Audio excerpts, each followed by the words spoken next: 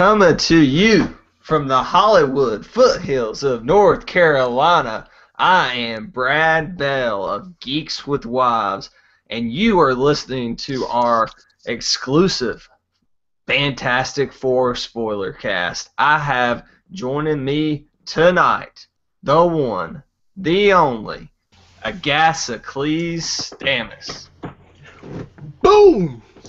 How's it going, Agasicles? What's up? What's going on, fools? Not much, man. Not much. Just hoping for some rain. It's actually cooled down to 90 here in North Carolina. Got my Pepsi Max ready to go. Cool, cool. You need to welcome me back, man. Haven't I been off the air for like a few weeks? You were with me in spirit. Like I always hear Everett saying, boom, on every podcast he's on. I need to copyright that. You really need to copyright that. But no, we were at a big loss without you, Agasicles. You're such a big help on the editing front, especially since I'm not doing comics editorials anymore.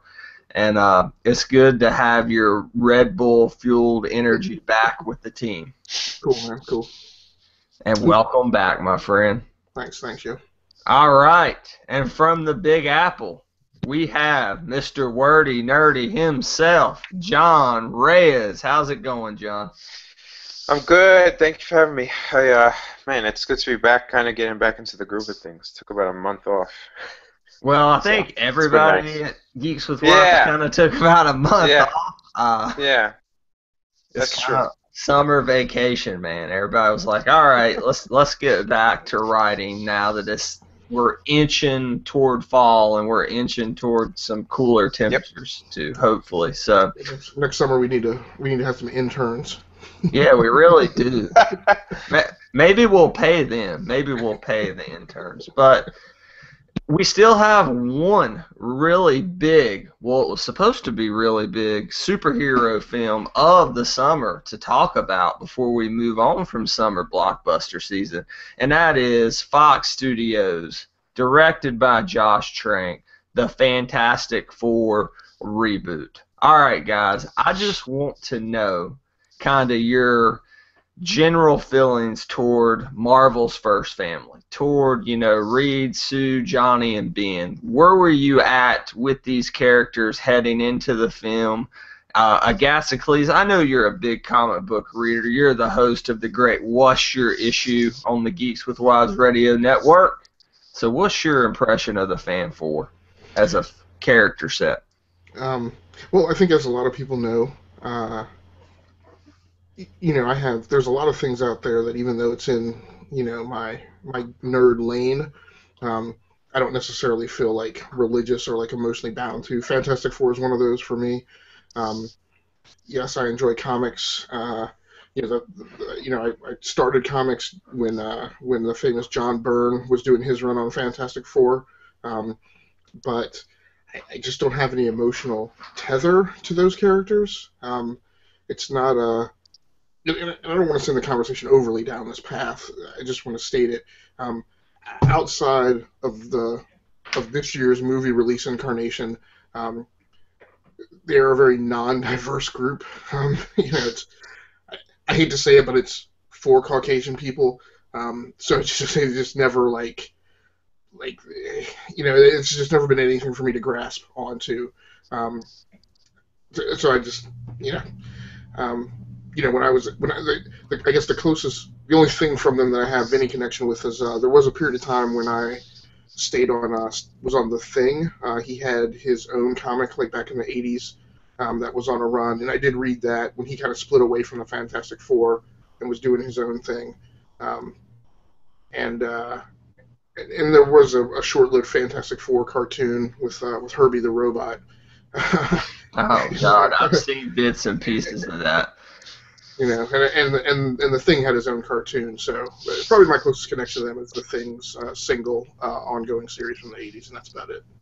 I think that's a lot of people's connection to these four is through the Thing. He has been on so many different Marvel teams. He's been on the Avengers, the Fan Four. He's about to be in Guardians of the Galaxy. He's almost used, very different character than the Hulk, but almost used in that muscle type role. So even if you're maybe not familiar with the Fan Four, everybody's kind of familiar with the big rocky orange guy known as Ben Grimm as the Thing. So that's a very good point, Agasicles. What about you, John? What's your impression of Fan Four? Pretty much the two films from '05 and '07. That's about it. I never really had an interest in them. And yeah, I agree with you. It's a good point about the Thing. That's probably the one character of the four that I kind of had any kind of, oh, I want this to be good. Other than that, I was kind of, hoping for it to be good because we're in such a time where superhero movies are all over the place. It'd be nice to have another good one. Unfortunately, this one wasn't, but yeah, that was it. There's not much of any connection to them at all.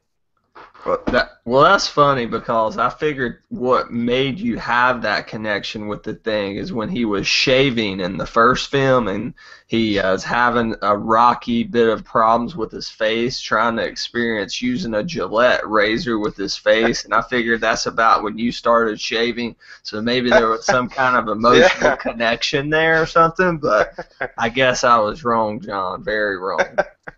Yeah. But for me, I guess I'm the biggest out of the three Fantastic Four fan. I'm not a huge Fantastic Four fan on the level that I like, say, Batman or Spider-Man, but I did read Fan Four when I got in the comics back in the early 2000s. They always worked for me as kind of that role of the explorers of the Marvel Universe. There was just something a little different about them than, say, the Avengers or the X-Men, or they were the family dynamic really always kind of emotionally appealed to me. There was just something about those relationships, in particular Human Torch and Ben Grimm, because they're so opposite. They have that love-hate relationship, and I just always really enjoyed that dynamic. But no matter what story you read the past 15 years in Marvel, Reed Richards has been kind of at the center of it. He's maybe not been the main focus, but he's had a major impact. Or we can even play in Doctor Doom, their famous villain, as we see in Secret Wars this summer. So I will say I love the Illuminati and the concept of the Illuminati in the Marvel Universe, and of course Reed is a very central piece of that. absolutely, it's sad we'll probably never see that on screen. Him in a type of leadership role. It would be really cool to see him interact with Bruce Banner and Tony Stark, Reed Richards on the big screen. But I would say they were my third favorite Marvel book growing up, behind Spider-Man and X-Men, because that was before Cap and Iron Man really had A-list writers on their own going series. They had them in the past, but they just weren't a focus for the company when I started reading comics. So we kind of have a mixed bag. I think that's good. We'll kind of have different perspectives and emotional attachments when we talk about this film. So let's just kind of give our initial impressions of this film. We're going to cover some different topics. We're going to open the floor here in a minute, but kind of walking out of the theater, John, how did you feel? Um, it was kind of 50-50 at first, where I was kind of I was with my dad and brother, and they both didn't like it immediately. I was kind of trying to figure out where was I, and I kept landing in the middle for the longest period of time, saying I really want to like this because I really enjoy sci-fi, and I felt that the sci-fi part of it was pretty cool, and I enjoyed how they tried to be different and how it was a darker side, and it kind of made you feel like, wow, what if I did find these powers I had? It would be pretty horrifying. I liked that part of it, and then it didn't stay with that enough. Um, Hey, John, let yeah, me yeah, ask go ahead. because I think you and I kind of process things in similar ways, especially in that post, walking out of the theater post movie time that you and Brad are talking about. Were you did you find yourself walking out of the theater kind of rerunning the movie through your mind and trying to find like trying to figure out what were the positive things about it, Yeah. and then just constantly going, well, there was nope, nope, and wait, but maybe this part, nope. Yeah. Yep. Yeah, no, that was me 100%. Because my brother was like, no, and this was whole bad. And I was like, but the thing at the end, no, no, yeah. No, it just, yeah, that was me the whole time trying to figure out something. It kind of made me disappointed a little bit. I was trying to say, oh, well, I liked this Doctor Doom than the films. I don't know. It was just grasping for something, but it just fell flat, unfortunately. It was grasping for something, all right. Yeah. What Yeah. that was, we may never know. Yeah. But we're going to get into Doctor Doom and all that here in a minute. Agasicles, so tell me, what were your kind of impressions as you ran the movie back through your brilliant mind? You know, and this just occurred to me. You know, I'm still processing the movie. You know, so one thing I always, before I spit that answer out. So I went and saw the movie Friday. So I went and saw it opening night, Friday night, and kind of had the whole weekend to think through it. Brad, I want to say you went and saw it Sunday, didn't you?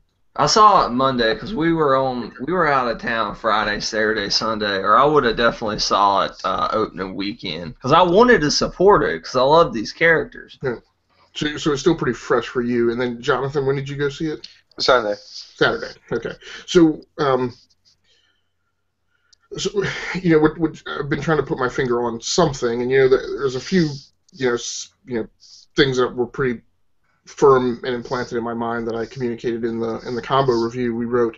But one of the things is, one of the failures here was in video editing. You know, and I don't. Yes. You know, maybe the editor just didn't have great footage and scenes to work with. But one thing, you know, and I've shot a short film and just kind of gone through this creative process before, and I try and study it a lot. And you know, we have that whole trope that we say about the movie is really made in post, right? That you know the director and the second unit director and people just go out and shoot just tons of footage, right? And shoot scenes and reshoot scenes, and really the objective is just to give, not just, but to give the video editor a ton of content and hope that they can assemble something that plays fluidly and comes off well. That did not happen in this case. The individual scenes feel very hacked together and disjointed. There's a lack of a feeling of continuity in the story, so I almost feel like I went and saw 2 hours worth of trailers that were stitched together. Here's one thing, I just got to bring this up, not to interrupt you, but it goes right with the point you're trying to make, is Josh Trank is an editor, okay? That's how he broke into Hollywood, if you didn't know. He's an editor turned director. He's a very skilled editor from everything that I've heard, everything that I've read, which really makes me think that this isn't a cop-out because I happen to like Josh Trank, but I don't think he had say over that final cut because just being from an editor's background, there's no way he pieced that film together like that. So I agree though, and I have some examples of that because if you look that ending scene, there are scenes where one shot Miles Teller has a 5 o'clock shadow. The next, he doesn't. Like, you don't do that in a $120 million budget movie. You have better editing. You have better effects software. If you look at Kate Mara, there are parts where her hair looks completely different because they had to come back and do reshoots, and she had to put a wig. Whereas before, when they originally shot it, she kind of had the Sue Storm kind of blonde hair going on. And it's just like, if I'm noticing that in a theater, I do not see how on the editing room floor they thought it would pass, right? Right. that last scene, arguably one of the worst closing scenes that I've ever seen in a movie. Like, Agreed. just the scripting, the delivery, I mean, it almost felt like it was really the last scene that they shot, which is really the case, right? We all know that. It was. It was really? the last scene because they had shot it. Because I've done a ton of reading about this. They had shot it, and it didn't have enough action. Trank's version of it didn't have enough action. So they took Trank off the ending. There's a whole piece about this in Entertainment Weekly, and I tweeted it out on my Twitter feed at The Real Brad Bell. If you want to read it, REEL Brad Bell, look it up on there. But by this point, Josh Trank had been such a pain in the ass on during the shoot of the film that Fox had removed him. And they had to go back and reshoot the end scene to put more action because Trank's version of the end scene, hopefully it would have been better, but it would have been less action-packed. And apparently Fox execs didn't think that would match up with, say, the final climactic scenes in films like the Avengers. So they wanted to push it more toward that. That's why some of those scenes, like the 5 o'clock shadow for Teller, one of those versions, I don't know which one, was part of the original ending. The other part is the reshoot. They did bring them back to reshoot parts of the ending, and then they mismatched them together. So the specific last scene that I'm talking about is literally the last scene of the movie, the fade out to the credits, and that's the one where they're talking about that was added on too, but what I was talking about was like the final battle scene. Right. Yeah. So it just felt like when they were delivering those lines, like it literally felt like it was like a 5 p.m. They were fantastic lines. What are you talking about? It was like a 5 p.m. shoot. It was literally the last. It felt like it was literally the last scene that was being shot, and after that, they were just getting the hell out of there. And it just felt like they were all like, "Look, dude, let's just say these lines and get the hell off this scene." Right? It was cringeworthy. Yeah. I mean, legit, like Batman and Robin cringeworthy. And there's a point to where, out of nowhere, Michael B. Jordan hatefully ridicules Bean Grimm for being a freak, which is a thing that always happens in the comics. I get that. I'm a reader. I know that dynamic. But they didn't do anything over the course of the film to establish that dynamic, so it just came across as like a bully, like not a funny quip like it should have, right? And there's a lot of that. I think I commented on that in my review. I think you guys did as well.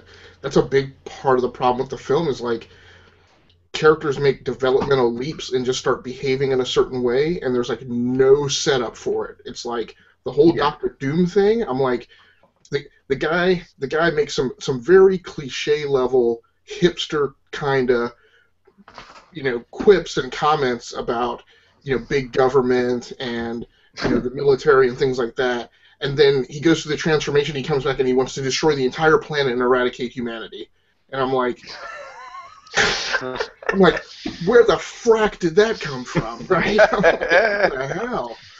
I don't know. Somewhere out there, and I just have some faith in Trank that there was a vision for this film that just wasn't properly executed, but I wish I could have saw that version of the film, because there's so many moving elements. I mean, it looks like the quintessential studio tampered with the film. But everything I've heard is Trank is a giant pain in the ass from the Star Wars Disney folks. He was supposed to work on the Boba Fett film. They didn't want anything to do with him. They removed him from that film after talking to Fox. There was a story where Josh Trank, he had been given a house by Fox in Louisiana, which is where they shot most of this film, and he had 3 or 4 little dogs, and he was so pissed at Fox that he just allowed the dogs to do over $50,000 worth of damage to the property he was staying at during filming, and never paid Fox back. So he was just pissed at them for whatever reason. And I've listened to a 3-part interview that he's done with Kevin Smith on his podcast, Fat Man on Batman. And you can tell the guy knows these characters, but at the same time, he has a little bit of a messiah complex. So do we have time to talk about how this movie's doing financially? oh yeah, we got time. I got plenty of time as long as you guys are good. Just let me know. John Reyes, you are our money man. So tell us how great Fantastic Four was at the box office, right, John? Yeah, no, not at all. Well, originally, the early estimates for the film was 26 million, and it fell short. It was 25.5 for the entire weekend. It lost to Mission Impossible, that finished at 28.5. And then I know some of the guys at Geeks at Web said to compare it to the opening weekends of the other Fantastic Four films. So the first one from '05 brought in 56 million, and that was number one. And the second one, Rise of the Silver Surfer, brought in 58 million. So those two films did really well, and they were both number one those years. Wow. So yeah. this goes back, and I've contended this for a long time. I have the same feeling about those two films that our entertainment editor Everett Harn has about things like the Ben Affleck Daredevil film and one other one that he's been harping on recently. That I think that those films get panned in kind of revisionist history by a lot of fans, but the reality is that those films did well. Right, and I personally, I don't hate the first two films. I know that they were imperfect, but I will readily say I'll put Ian Grofeld up against Miles Teller's Reed Richards like any day of the week. John Chiklis' Thing was much better than Jamie Bell. And it's got Chris Evans as Human Torch, and I wrote in my review. I feel like the only redeeming performance out of this film was Michael B. Jordan. Like, whenever he was on screen, he stole the scenes. That wasn't hard to do in this film, though. I love Michael B. Jordan. I love him, and I think he's going to be an A-list actor here in a couple years, for sure, if he's on that way. But this cast is talented. That is the thing. Is a super talented cast. Kate Moore, you look at her in House of Cards. She was awesome. Miles Teller got won Sundance. He got nominated for something. I think he was nominated for an Academy Award. No, J.K. Simmons won an Academy Award in Whiplash that he starred alongside Miles Teller. Jamie Bell, I'm not too familiar with his work to give an honest opinion on it. So, and Miles Teller, Kate Moore, Michael B. Jordan, you could have not asked for a more talented trio there, and they blew it. Not the actors, the director blew it because he didn't give them any direction, and the script didn't give them anything to work with.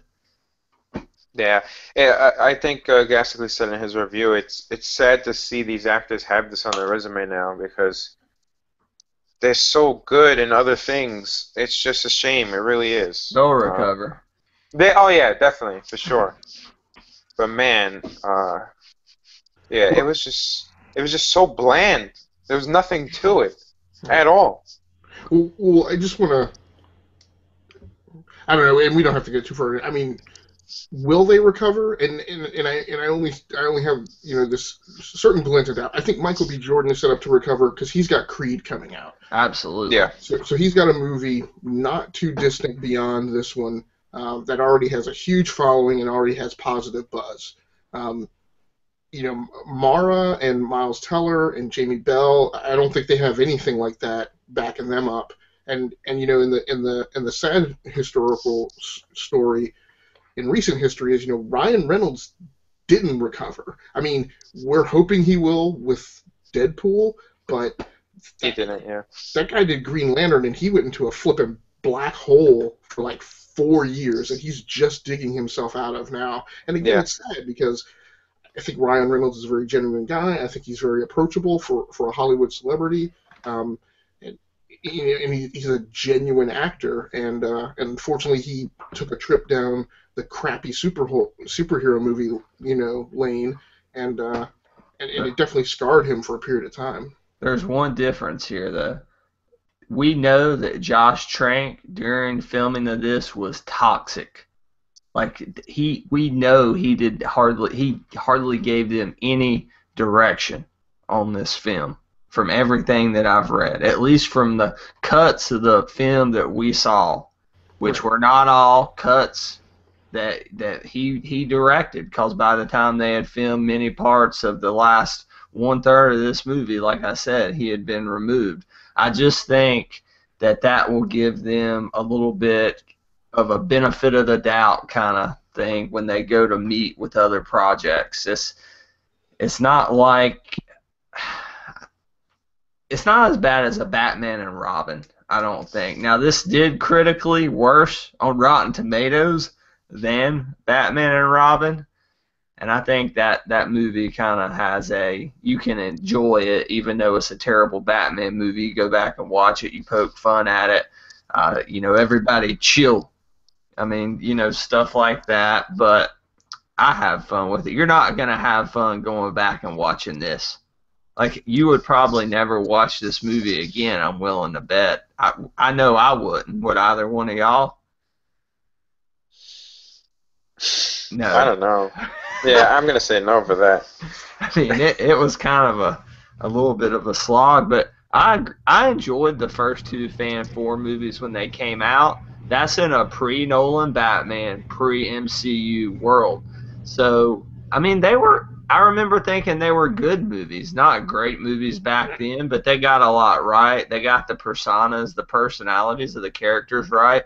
I still love Silver Surfer. I mean, Lawrence Fishburne was the perfect voice for that Silver Surfer, and he did some really cool effects stuff for a 07 movie. But I would take either one of those Tim Story directed movies, which I have revisited. I own them both on Blu-ray because I like these characters enough to say that.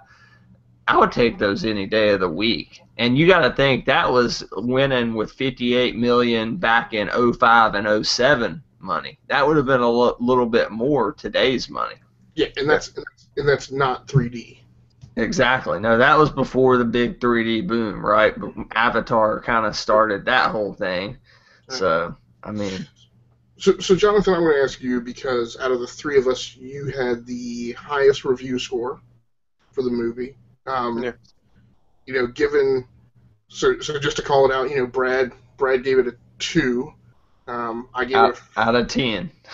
Give 2 out of 10 on the Geeks with Wives official grading scale.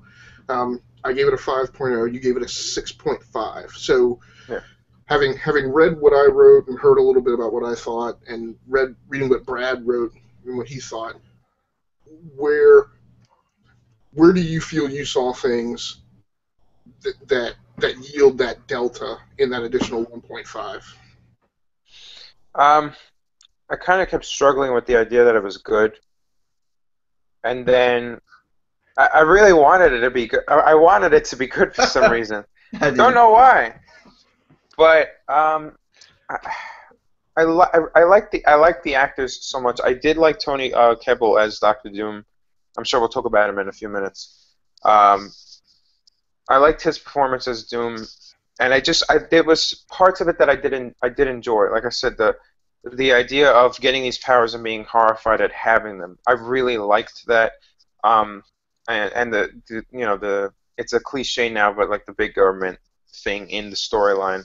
But it would have worked. But like you said in your review, Agasicles, they would play on that, and then it would be gone 5 minutes later.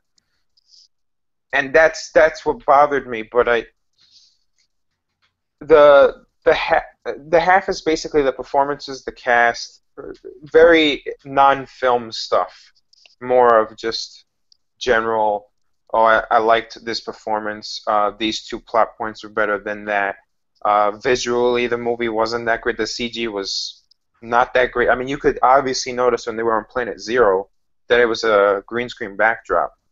I mean, it was just That's when stuff you like that. feel bad for those actors, Yeah, knowing that they yeah. were on nothing. And I've seen the still shots, but green screen, and somebody's telling them, whether it's Josh Trank or whoever, do this, emote this, and they're not getting good direction there because they're No, and barely it's emoting right, anything. and it's hard for them as the talent they are to perform because they're performing in front of a screen. But I mean, it was mainly those that it was very general. That's why it was higher than you guys. Maybe my connection to that. Maybe if I had a more of a connection to the characters, I might have been a little harder on it. But I was looking at very particular things like performance. Okay, was it better than the original Doom? Because I thought Doom in the Tim Story ones was not good. The costume was better in those movies. Yeah, yeah. But stuff like that, because I appreciate performance. And I thought Toby Kebbell was good as Doom. Not great, but good for what he had. He was good as Victor Von Doom. Yes, right. He was good as Doctor Doom, but that's a whole other problem we can talk That about. was a character flip, like Agasicles was saying. I don't know where he got that change of heart. He's like, oh, he's lying down. Okay, I'm here now. I'm gonna go back home. I'm gonna destroy you guys. I mean, not just like wow, give them telekinetically knock them over. He was exploding people's freaking head. Yeah, I was like, horrific violence that I would not want my kid to see. Yeah, when I saw that, my brother was there. I'm like, oh, he's 15. What is this? And there were some like 10 or less year old kids in that movie, and it was like, I don't know. I have no problem with violence. It just was a huge tonal shift from somebody who at least valued humanity in the world a little bit to just no regard for human life. Yeah, there was I don't know, that I might have to revisit my score, but I mean, it just wasn't the ending too. It was just the tonal flip of it from being so serious, and then all of a sudden you're gonna poke fun at the thing. It's like, okay, you should have done that throughout then. Yeah, agreed. Like there's a lot of good things here that we can, not a lot of good things, a lot of good things we can talk about why we didn't like this film, rather, and I have a rather long list if you guys want to get into some of them. Let's talk about Doctor Doom. Let's segue there, because I know that's a character that is beloved by many comic book fans. Yes. He's on most people, most like IGN and things like that, top 5 superhero villains of all time. He's an awesome character, awesome costume, awesome motivations, cool power set. Like, just give us Doctor Doom. Like, it's not that hard. And here, we have Victor, who's a great character. I will agree. Like Tony Kebbell, who I'm really not familiar with his work. I have not seen him. He was Koba in Dawn of the Planet of the Apes. Really? Yeah. Wow. He was great in that movie. Yeah, no, I love that movie, and I just had no idea that he was Koba. Yeah, he was fantastic in that movie.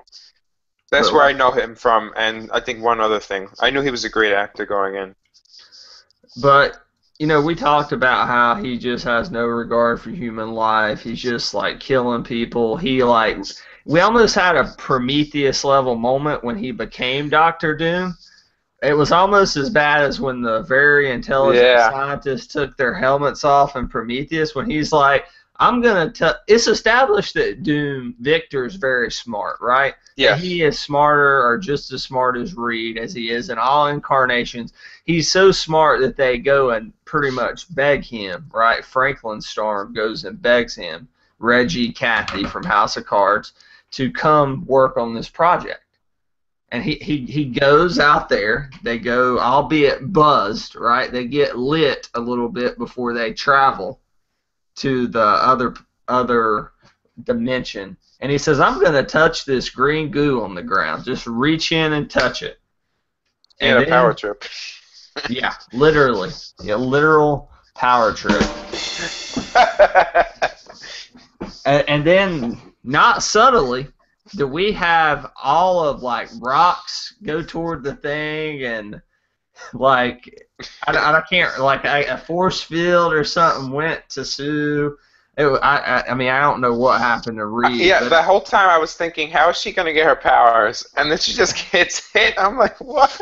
And fire goes into Michael B. Jordan's little pod, and we're like, okay. Like, I have no problem with that, but they at least were going for a somewhat grounded approach, and that was just a little too on the nose, I think. It was.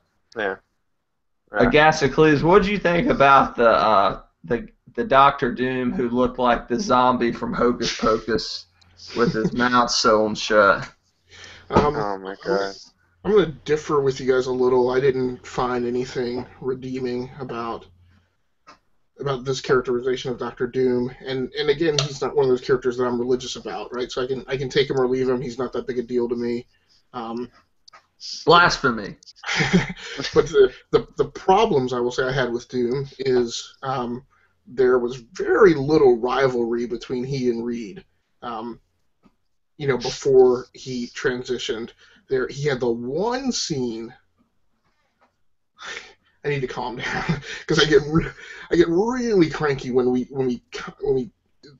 have to talk about, like, oh, they did this in one scene, right? And then they just felt like that established this whole pattern of behavior, to platform off of. I'm like, no, he walked in on Reed and Sue one time. They weren't even kissing. It was like they were close talking, and all of a sudden, like, all of his rage is driven by this jealousy of Reed for Sue, and I'm like, so there was that, but there just wasn't sufficient rivalry built up between them, and I have recently gone back to read, I think, the 2004 run of the Ultimate Fantastic Four, and the rivalry between the two of them is much more intense. He is much more of a prick in Ultimate Fantastic Four. I thought that's what we were going to get in this movie. He is almost likable as Victor Von Doom in this movie. And there are times you can do that and play on that, and so when they get transformed, you actually feel sympathetic towards them. But he wasn't enough of a jerk for me to feel like, okay, he's clearly a psychopath. And he also wasn't genuine enough for me to feel sympathetic. Also because when he does become Doom, they jump the shark so far to the right that, like, what he was doing, the murderous intent that he just approached everything with was just way overdone, to the point where I didn't feel like, to me, he's just not recognizable as a character. Like, I couldn't come up with a succinct, like, 4-paragraph sentence to define and describe who that character was supposed to be in the movie, either when he was human or after he transitioned. From my own screen perspective, I know the Joker with his devastation in The Dark Knight killed more people, but we literally saw this Doctor Doom kill more people on screen than we saw Heath Ledger's Joker. In that one, like, sequence, oh my god. In the span of 3 minutes. Yeah. And it was like a mass murder. Yeah. It's like 1 minute this film wants to be tongue-in-cheek. 1 minute it wants to be like a Cronenberg body horror type of movie. The next minute it wants to be kind of a traditional science fiction film. I don't know if the studio had a vision, then Trank had a vision, and they just were getting everybody's visions kind of mashed together, but I think that's enough about Doctor Doom for Doom's sake. Let's talk about Kate Mara and Sue Storm, and we'll get into Michael B. Jordan and Johnny Storm a little bit and talk about the lack of sibling relationship between the two. I realize that Kate Mara, that Sue was adopted, but it's clearly implied that, at least at the beginning, that they definitely relate to each other on a brother-sister basis, on a sibling basis, right? I think we could agree to that. And it's established not through any actions of the writing, the script, the characters. It's established through like dialogue that's the case. But we never see kind of any. There's one moment where Sue is maybe concerned about them, but there's nothing to kind of play up that relationship. And to me, especially considering the fact that Sue was adopted and that she's the minority in this family, that was going to be an interesting dynamic that I look forward to seeing. And what did you guys think about that? Agasicles? Let's let John go ahead and take that one, man. I'm All right. just interested to hear what he thought. All right. Oh, yeah. Reflect on that one. I thought really nothing. I mean, not nothing of it, but there was no relationship at all. So yeah, That's the truth. no relationship. So you could, I mean, if you didn't know anything about this movie going in, you could probably not know through a good portion of that movie that they were not brother and sister.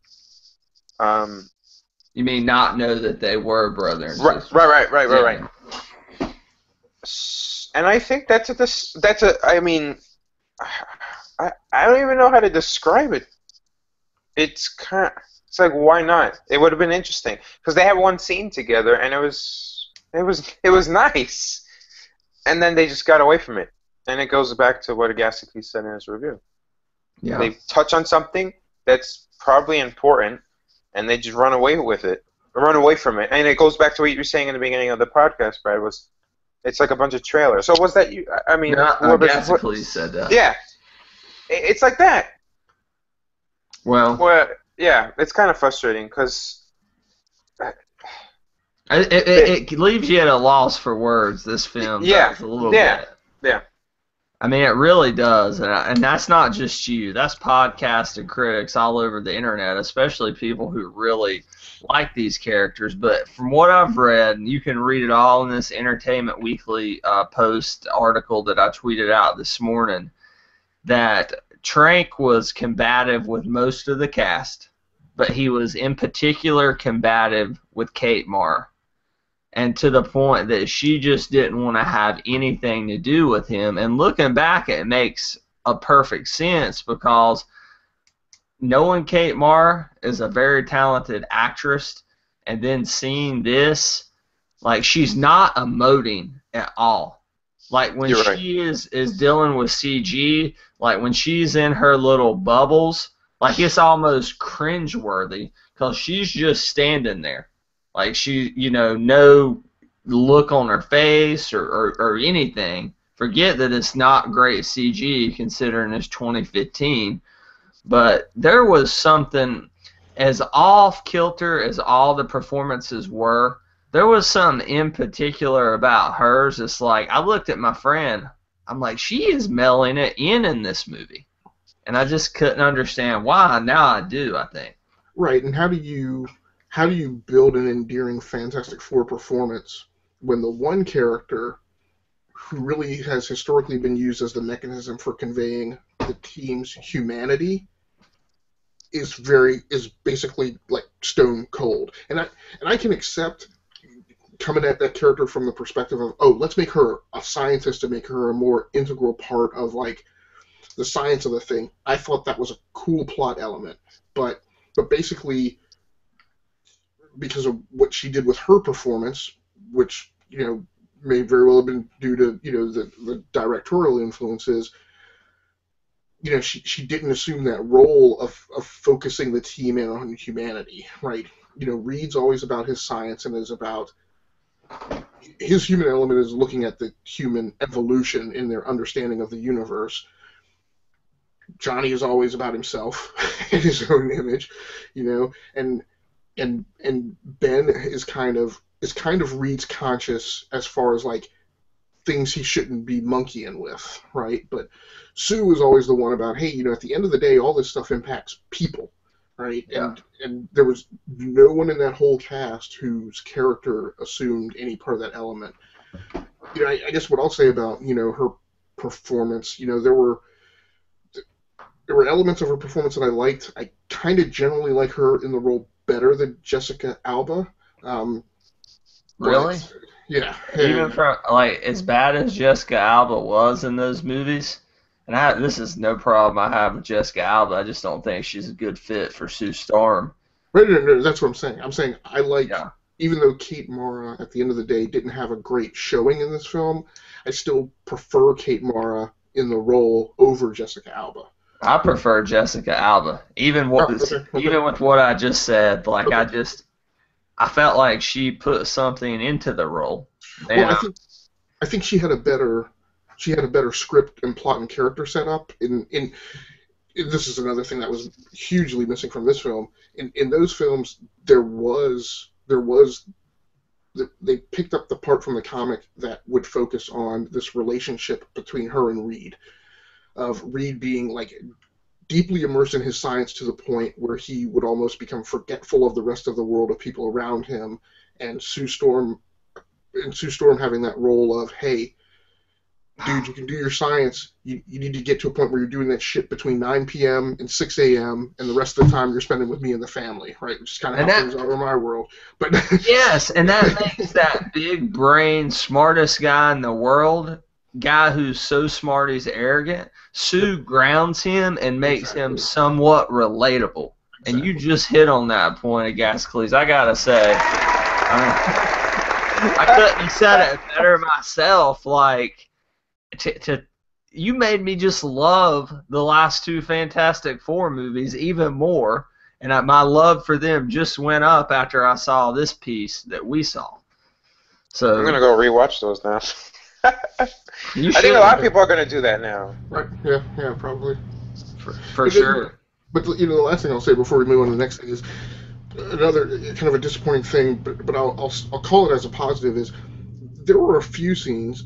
I might even argue many, right? Several scenes in this movie where if I could have reached in and picked that one scene and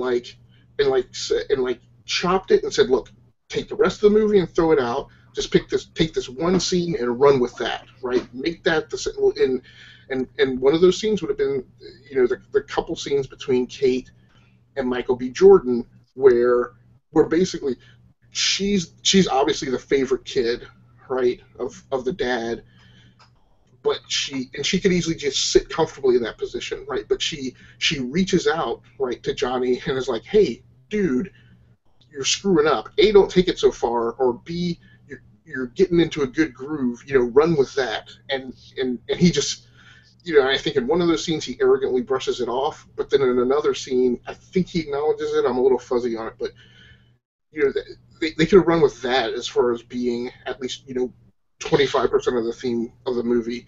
The scene between Franklin Richards and Johnny Storm, any of those scenes really, which were probably the best scenes in the movie, I would say, from a character acting standpoint, they could have run with that.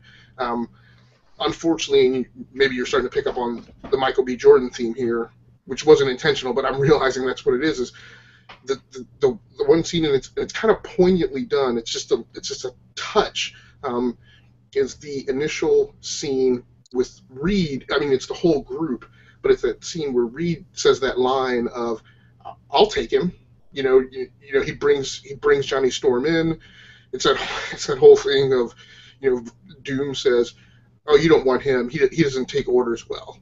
And Michael B. Jordan says, "Yeah, especially when people say shit like he doesn't take orders well," which I love that line. It's so awesomely delivered. And again, I'll take one quick pot shot at the haters. That's why you cast a diverse cast and an African American in that role, because if it's somebody else ethnically, they don't deliver the line. A, you can't put that line in the movie, and B, he doesn't deliver it that way. It's not so much that he's African American, it's just that he's different than the rest of the cast, so you inflect that bit of variance that makes that scene wildly different than it would have been if you had just a completely homogenous cast in the movie. But at any rate, the one thing I love from that scene is, Reed, I think he's like up on a platform, and he looks down and he says, "I'll take him," and asks him if he can weld, and Johnny says, "Hell yeah," and there's just that touch of like potential camaraderie that you see, the potential to be built out, and they could have run with that scene as a primary theme of the movie as well. And unfortunately, they don't. Yeah. We focused a lot on Johnny here and Sue, so I want to just kind of end with this section with kind of one question about Sue, just to see if you guys noticed it, and I've read it on a couple sites. People had a problem with it. Is they had a problem with the fact that Sue didn't go to the other dimension, that only the guys went to the other dimension, and the one female presence here was left behind while the boys went to do, I won't call that exploration, sticking my hand in green goo, but nonetheless, they traveled to a different dimension. And Jamie Bell, the Thing, Ben Grimm, who's not even a part of any of this. Like, he is left back at home. We know he grew up with Reed. He had some cool stuff growing up with Reed as a kid and in high school, which you could argue is probably the best part of the movie. The sit-up, I think, maybe the first one-third. Arguably, it's the best part of the movie. But Reed calls his childhood best friend to go to another dimension when there's a perfectly capable woman who knows this stuff inside and out, sitting right there, who should be going to the other dimension. And I get you want the Thing to go. It's Ben Grimm, okay, one of the most popular comic book characters out there. But just make it to where you have 5 pods where they can all go, right? Did you pick up on that or think about that, John? I didn't really think of it much, because I don't think that way. But I would just probably put it towards just bad setup and poor scripting, where they could have, like you said, easily included 5 pods for What's them. another $10,000 for another pod? You know, they already spent money on a Denny's promotion, Yeah. right? I mean, No, yeah, I would just say it's just poor setup. yeah, I think that was a script problem. I don't think Yeah. anybody was trying to be like non-diverse here. Yeah. You know, Yeah, right. I think that's a writer trying to solve a very critical problem at like 12:30 in the morning. He's like, Yeah. oh crap, we wrote Ben Grimm as the dumb one. So now Yeah. how the frack do we get him reattached to this whole team of people who knows how to do dimensional travel? Yeah. Right. By the way, Jamie Bell barely said any words. Oh my. Yeah, I know.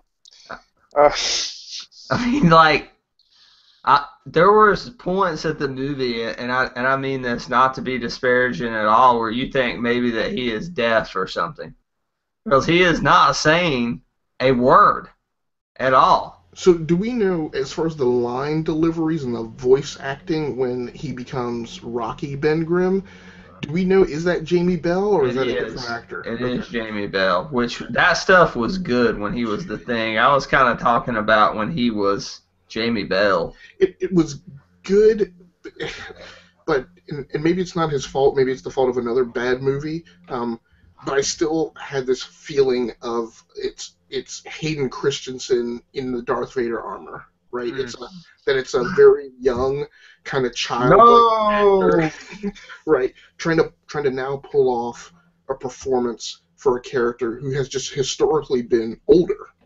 Yeah. You know, so it's just, all of these have been historically older, these characters. They really have. I mean, this kind of plays off. I'm glad you brought up the Ultimate Fan 4, because this is a crappy version of that, I think. And I think, unfortunately, this is a bit of studio, like you mentioned, studio intervention, where I feel like, while I don't have a huge problem with the overall plot and the setup, I feel like a part of what went into why this movie is what it is because they were trying to sync them up with the X-Men property. And I know there's talk that there may be a crossover or whatever, but I feel like they were trying to X-Men First Class the movie. That they were kind of trying to say, hey, let's make sure that they're all kind of in the same age range, that we're messing with the X-Men, so that, if we do put them in the same thing, we've got actors who are all kind of, we'll remove the Fassbender outlier, and really McAvoy, because he's older too, but at least from a character perspective, where we're mapping these characters to kind of be in the same age range. Well, here's what I thought was funny about that Agasicles is they had already announced that crossover for like I think it's 2018 or something like that. And right after the poor numbers started coming in and the reviews and word of mouth, Fox immediately said this isn't the same universe as the X-Men movies. If we made that crossover, this is what they said. If they made that crossover, it was going to involve one of the two teams going to a different universe, Hmm. which I thought was a cop out and kind of a backhanded way of saying, yeah, they're already distancing themselves from this piece of crap. So let me ask John Connor, um, Jonathan Reyes. Is your prediction that they are going to reboot this with a different cast? Yeah, I was actually gonna raise the question before we ended, because a lot of places are asking it, and I was like, what happens to Fantastic Four now? I don't see any other way. But I mean, the headlines have been that they're gonna go forward with it, despite the bad numbers. But I just don't. It would need a total change, new direction for sure, new writing. I mean, the cast as is it is good, but it just needs new direction. So yeah, it would either be I would either be for a reboot or what they did with Daredevil, make it into some type of TV series, which I read and saw somewhere, someone mentioned, which I think that would work in some way, because then you could spend a little more time in terms of origin, and then you could have a nice payoff towards the end of a season. But yeah, if I had to make a guess, definitely it'll be this will be like a Spider-Man situation where it's rebooted again. What do you think, Brad?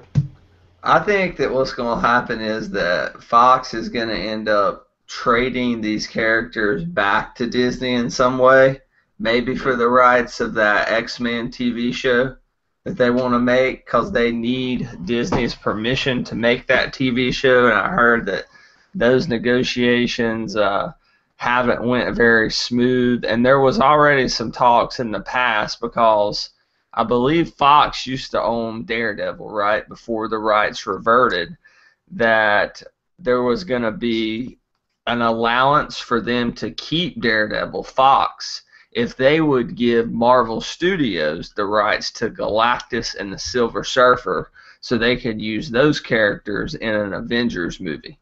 This was talks way back before Daredevil rights ever reverted. And they just said, no, we're keeping the Silver Surfer and Galactus, and, you know, you can have Daredevil back. And we all saw the great things they did with Daredevil on Netflix. So, I mean, I just, there's no way they make a sequel to this. It's too toxic, which also tells me that they're not going to cross it over with X-Men because X-Men works. X-Men makes money. They're not going to want to associate X-Men with this whatsoever. So there is such a predicament. Like I really can't guess. I mean, that's just total speculation on my part. But I think they might reboot this one more time. One more. And I think this is where we're going to. It's going to be things like this that make the superhero film bubble burst.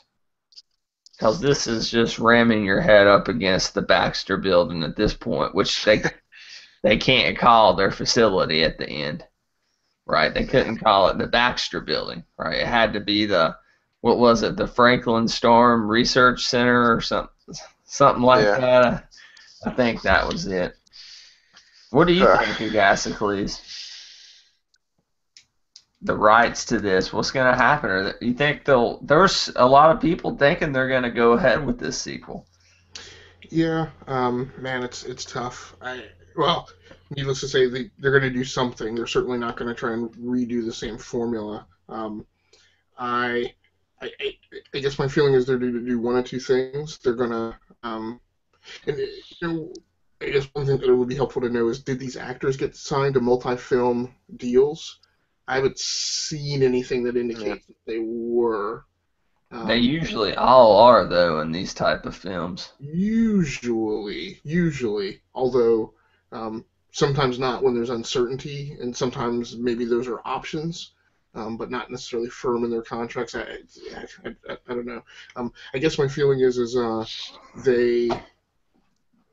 I guess my thing is they will either reboot with a recast. Um, and the sad thing, of course, is there's a timeline, right? They have to keep making Fantastic Four 7 movies. years. 7 years till one goes into production, then it goes back Okay, all right. to Marvel. So I think they're either going to reboot and recast, or they're going to continue forward with a sequel with the cast, but they will make some major, super big, splash-worthy news choice and decision about director and or maybe producer. Like they will snag and hire away somebody who's doing MCU movies and bring them over to do Fantastic Four. Ooh. They should bring Edgar Wright over to do a Fantastic Four movie. Josh Whedon? Oh my God. That would be amazing. Yeah, it could be Josh because he's off event, right? He's off MCU. Yeah. So That'd be He's interesting. pissed at Disney too. That would be my first phone call. That's very interesting. It sure They is. need to break. Fantastic Four needs to go back to it being fun. Yeah. It can be serious. I kind of. No, the other thing I was just gonna say, I liked my favorite parts of the Tim Story ones was the dynamic between the Thing and the Human Torch. It was fun. That's what it needs to go back to. And then just Doctor Doom being so. It was just silly. It felt like a comic book. That's what it needs to be. Yeah, I agree. I tweeted out that this should be a property about, and I think I wrote it in my review too, and it about family and exploration. And I don't think that they captured. Maybe they captured a little bit of the exploration elements, but it was so idiotically done that I don't think it was effectively captured. I think if you can nail those two things, you can make a good Fantastic Four movie. I mean, there's obviously a lot more that goes into it, but those being your kind of two overarching themes, especially for a first movie. So hopefully somebody somewhere will get this right. I really just wonder, is Josh Trank's career over? Because I think these actors are going to survive this. Josh Trank made Chronicle, which was awesome, and it put him on the map to being a nothing director who made this YouTube video called Stabbing at Leia's, where Princess Leia gets stabbed at a party. And Fox found him, they hunted him down, they gave him Chronicle, then they gave him Fan 4. I can't imagine. He says he doesn't want to make any established properties. That's why he stepped off of Star Wars. I can't imagine him doing much of anything for a while. Like, his next thing has to be kind of indie, I would think. Yeah, that's what I was gonna say. Is that he's gonna mainly be in the indie circuit now, which I think he'll find a lot of success there. I think just the way his mind works in terms of editing and things, I think having that control over a smaller film, a smaller budget, he could still grab a nice big actor. Like I just did a review on Slow West. He could do something like that where it's a shorter in length. You get a nice big actor, a smaller cast, and kind of play with your vision that way. Because with these bigger movies, like a Fantastic Four, you're gonna have a Fox, a Marvel, kind of tell you what to do a little bit. And I just don't think he's that type of person, especially with the news with all that's coming out with this movie.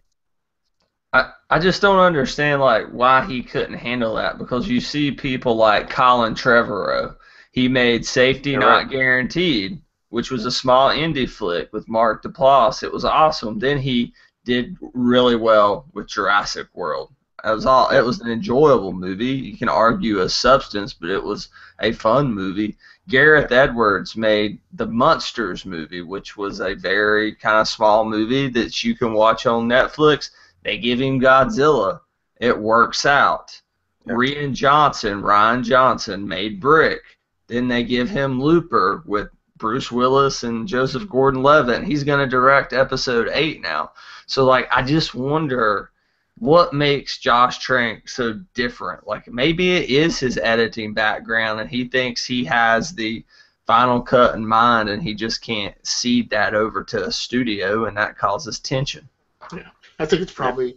I mean, my guess is it's just age and experience. You know, I mean, and I think the He's best example, 28 years old. right? And so my best example is Joss Whedon. Like the fact that Joss Whedon made the conversion and did the things that he needed to do to get those 2 Avenger movies made. First of all, and I'm a huge Joss Whedon fan. I've been on his properties for a long time. I'm still amazed that he made the transition because I was like, after he lived through Buffy and came into this place where he's like, whatever I do from now on has got to be done my way and it's got to be mine. Because I tried to work within like the studio system before, and not only did I fail, but I saw not only did that thing fail, but I saw something that I loved and something that I built completely destroyed. But I think when he came to Avengers, I think he came with the mindset of, I want to make an Avengers movie. Like, I want to do this Marvel property. I'm sure being the guy who was kind of put in the role of controlling the whole Marvel universe to a certain extent was helpful. But I think he just put himself in that mindset. And this is the thing you do when you get older, right? I think he put himself in that mindset of, there are certain things that I'm going to have to absorb and roll with in order to get this done, right? It's kind of like on the Last Screens podcast, right, where you guys were talking about actors, developing that 10% of humility that you need to be part of a big property, and get that chip off your shoulder and just get the damn thing done.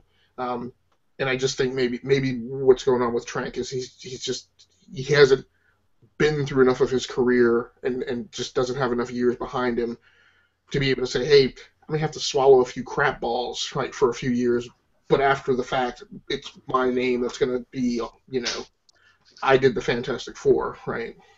I just heard he's burned up a lot of kind of goodwill with the studio system because he put a tweet out right after the reviews started coming in saying this was not my version of the film, and then he immediately deleted it. I mean, despite kind of what you think, they've given you millions of dollars for this film.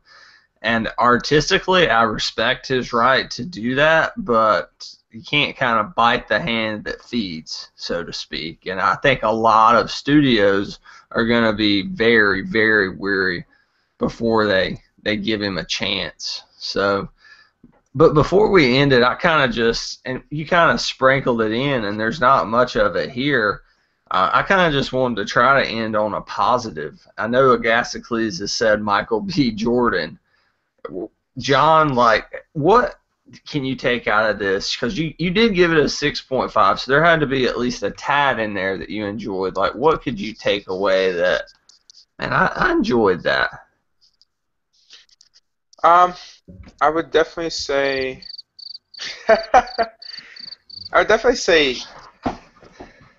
my favorite part, what I liked was how different it was. It wasn't the same as the other superhero films we've seen. It was just like Ant-Man. It's different. It kind of made it really tight. It had this family aspect to it. This one didn't have as much as the family aspect as we might have probably wanted. But it was different in the sense that it was trying to be realistic and less fantastic. I walked into that one, but it worked.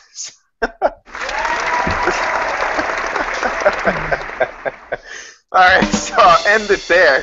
Thanks, everybody. Just drop the mic, Jonathan. Just drop the mic and walk away. What about you? Besides Michael B. Jordan, Agasicles, he was good. I really liked the parts where he was using his power. Like he was good in that role. But but the whole time, I'm really enjoying him kind of experience his power set and stuff. I can't help but think that they now need the suits to control their power. Like, the suits control their power. They can't control their power, at least in the case of Michael B. Jordan, which, I mean, that's a nitpick there, but I just thought that was kind of, kind of dumb. That element was a little divisive for me. I didn't like it to a certain extent because it felt like just a trope. But I will say what I did like about it is it created an avenue. And this gets to maybe one of my positive things too. It created an avenue for them to let Sue Storm be powerful Sue Storm, right? There's super weak Sue Storm from like the start of the Fantastic Four back in the 50s or 60s or whatever, right? Where she could basically turn invisible and run away, right? And I really dislike that characterization of her. I like the force field wielding Sue Storm who can push people around, and who actually over the time of the comics becomes one of the more powerful characters in the Marvel universe. They kind of slotted Kate Mara's Invisible Woman, which, by the way, none of them got their code names in this movie at all, did they? No. I mean, it was. She rarely turned invisible, though, so we could give her that. Right. So I thought I did like that she was powered up Invisible Woman, powered up Sue Storm. I thought that was good. I thought, despite the green screen thing that you guys mentioned, I felt like overall, visually and stylistically, the movie hit some very strong beats in, like Jonathan said, giving it a visual characteristic that was vastly different from Fantastic Four movies and Marvel movies, and that suited what I think they wanted to convey in what the plot and story were. The only minor difference I'll say to what Jonathan mentioned is I didn't feel like it was entirely unique because I felt like it looked a lot like Days of Future Past. And since both of those are Fox properties, I felt a slight bit of contrivance that maybe that was studio intervention, that they wanted to, make them stylistically look the same. But overall, I felt like the camera work and the cinematography were good in the movie overall. That's my positive.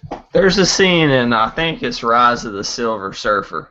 You just made me think about this because you mentioned you like this kind of version of Sue Storm, but where the team is working together, there's like a Ferris wheel falling. I think it's in London. Big tourist spot there. And Reed is wrapping himself around the Ferris wheel. Johnny is using his power set to kind of weld the Ferris wheel back together with his flames.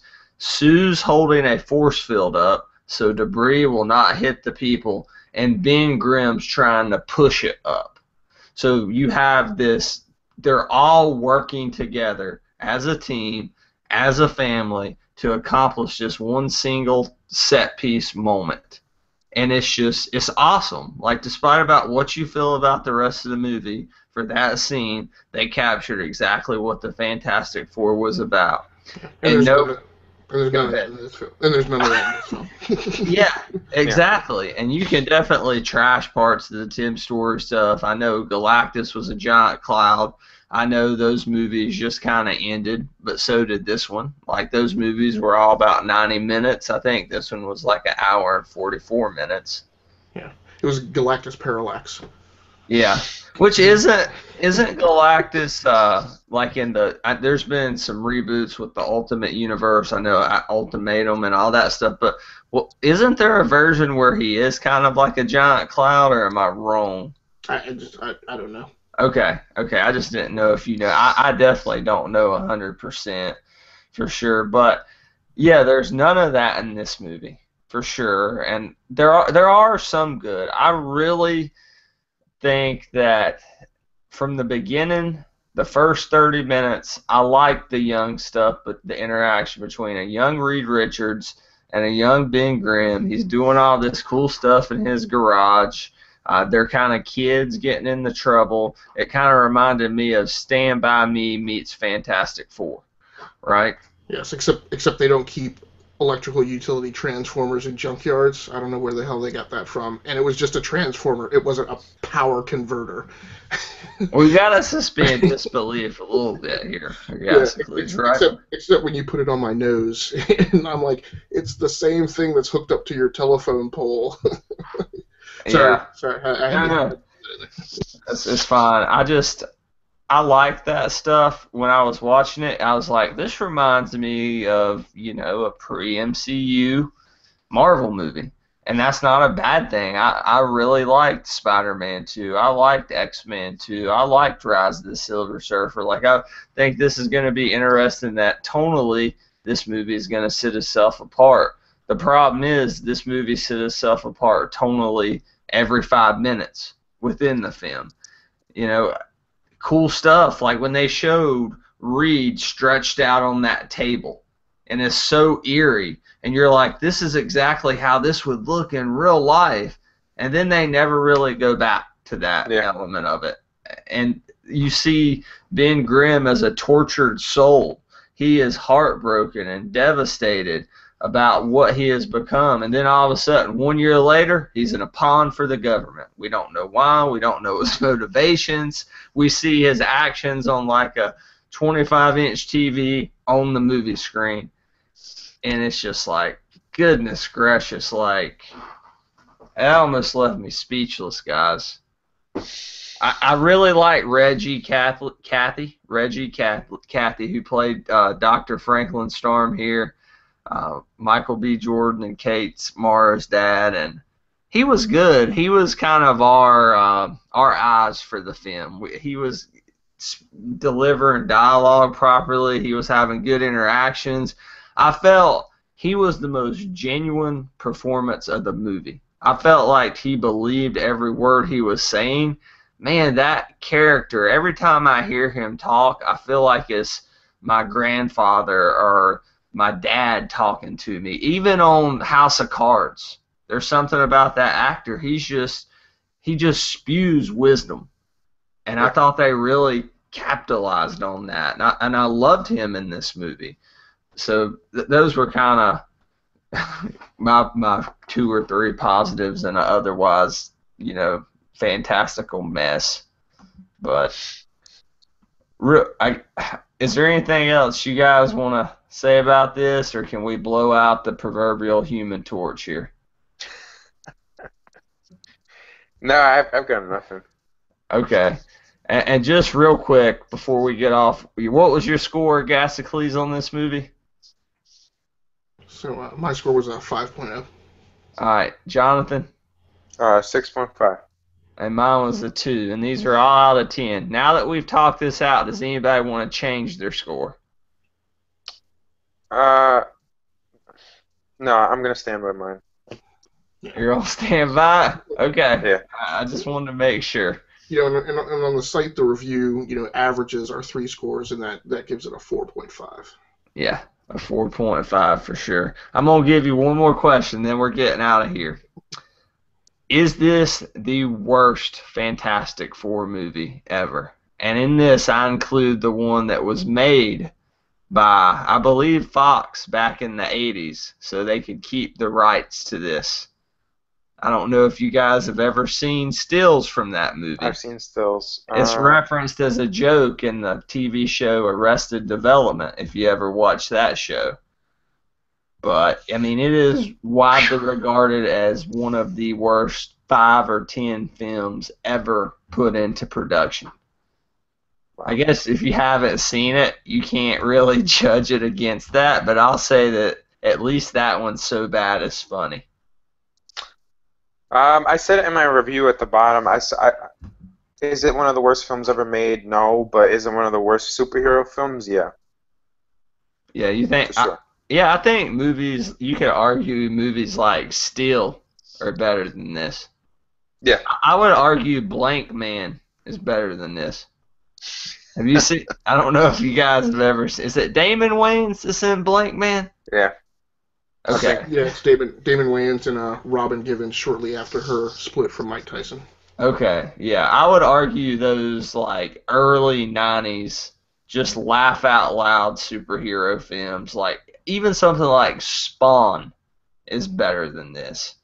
So it is one of the worst superhero films. Yeah, Spawn is way better than this. I think I would. Is Batman and Robin better? Yes. John, you can't answer that. Yeah, that's tough. The two movies that I typically foist up as the worst superhero movies that I can recall. And I discount things like some of the '80s, like the Captain America movie. You know, just when people were taking these films seriously and dumping millions of dollars into them. Okay. You know, my two worst movies are X-Men 3 and Spider-Man 3, and I feel like Those are masterpieces compared to this, in my opinion. I would say at least X-Men 3 gets away with doing some fan service. Yeah. There are also a lot of kind of abortions in that movie as far as just things that they could have done, that they just like the fact that just Juggernaut and Cyclops spend the whole film like running past each other and never take a punch at each other. That's a conversation for another podcast. There's zero fan service in this Fan 4.